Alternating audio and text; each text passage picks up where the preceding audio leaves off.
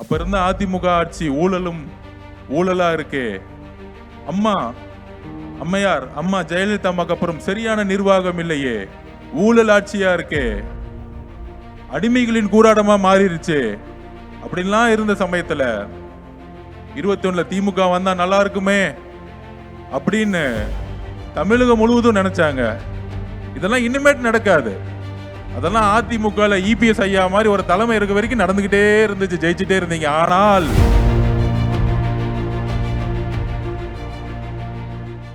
இன்னைக்கு எப்படி ஆயிருச்சு? 21ல எல்லாரும் நினைச்சோம், ஐயோ அப்ப இருந்த அதிமுக ஆட்சி ஊழலா இருக்கே. அம்மையார் அம்மா ஜெயலலிதா அம்மாக்கு அப்புறம் சரியான நிர்வாகம் இல்லையே, ஊழல் ஆட்சியா இருக்கே, அடிமைகளின் கூடாரமா மாறிடுச்சு அப்படின்லாம் இருந்த சமயத்துல 21ல திமுக வந்தா நல்லா இருக்குமே அப்படின்னு தமிழகம் முழுவதும் நினைச்சாங்க. ஆனா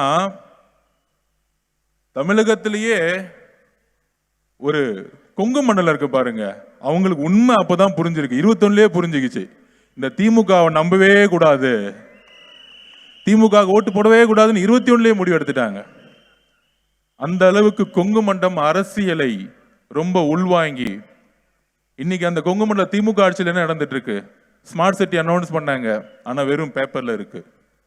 கோயம்புத்தூர் ஃபுல்லா சிறு குறு விவசாயிகள், விசைத்தறி தொழிலாளர்கள், அதுக்கப்புறம் எத்தனை இண்டஸ்ட்ரீஸ் இன்னைக்கு மூடிக்கிட்டு இருக்கு. ஏன் மூடிட்டு இருக்கு? ஜிஎஸ்டினால எல்லாம் மூடுதுன்னா இன்னைக்கு முக்கியமான பிரச்சனை, கிட்டத்தட்ட 34% கரண்ட் விலை ஏற்றிருக்காங்க. எலக்ட்ரிசிட்டி விலை ஏத்தின ஆட்சி எந்த ஆட்சி? இந்த ஆட்சி. ஆனா இதெல்லாம் மறைச்சிட்டு நம்ம கிட்ட ஒண்ணு சொல்லுவாங்க, நீங்கெல்லாம் எனக்கு ஓட்டு போடணும், சிறுபான்மை தோழர்களே எங்களுக்கு நீங்க ஓட்டு போடணும், கிறிஸ்துவ தோழர்களே நீங்க எங்களுக்கு ஓட்டு போடணும், எல்லா சமூகத்தில் இருக்க ஏழை மக்களே, தலித் சகோதரர்களே எங்களுக்கு ஓட்டு போடணும் திமுகக்கு அப்படின்னு ஒரு 3 தேர்தலில் வந்து எலெக்ஷன்ல நின்று கேட்டு ஓட்டு போட சொன்னாங்க. ஒரு பெரிய கூட்டணியை உருவாக்கி மக்கள் அதை நம்பி பிஜேபியை தமிழகத்தில் வரக்கூடாதுன்னு சொல்லி ஒரே விஷயம் தான் இவங்களோட அஜெண்டா. அதை சொல்லி 3 தேர்தலில் வெற்றி பெற்றுட்டாங்க. அதை 21 முதற்கொண்டு. ஆனால் வந்த பிறகு என்ன நடந்துச்சு நீங்களே சொல்லுங்க. 21 வந்த பிறகு என்ன நிர்வாகம் கொடுத்துட்டு இருக்காங்க? என்ன நிர்வாகம்? இந்த கோயம்புத்தூர் மாவட்டத்தில் என்ன மாற்றம் வந்திருக்கு? கரூர்ல இருந்து செந்தில் பாலாஜி இங்க அப்பாயின்மெண்ட் பண்ணி லோக்கல் பாடி எலெக்ஷன்ல பூத்துக்கு 5000 ரூபாய் கொடுத்து ஜெயிச்சதுதான். இதெல்லாம் இனிமேட் நடக்காது. அதெல்லாம் அதிமுக இபிஎஸ் ஐயா மாதிரி ஒரு தலைமை இருக்க வரைக்கும் நடந்துகிட்டே இருந்துச்சு, ஜெயிச்சுட்டே இருந்தீங்க. ஆனால் எப்பொழுது எங்கள் தலைவர் கட்சியை ஆரம்பிச்சாரோ, எப்பொழுது அண்ணன் விஜய் அவர்கள் ஒவ்வொரு மாவட்டமாக சுற்றுப்பயணத்தை மேற்கொண்டாரோ, அங்கேயே எழுச்சி உருவாயிருச்சு.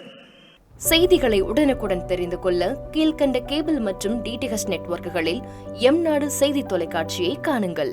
பாதகம் செய்பவரை கண்டால் நாம் பயம் கொள்ளலாகாது பாப்பா. மோதி மிதித்து விடு பாப்பா, அவர் முகத்தில் உமிழ்ந்து விடு பாப்பா.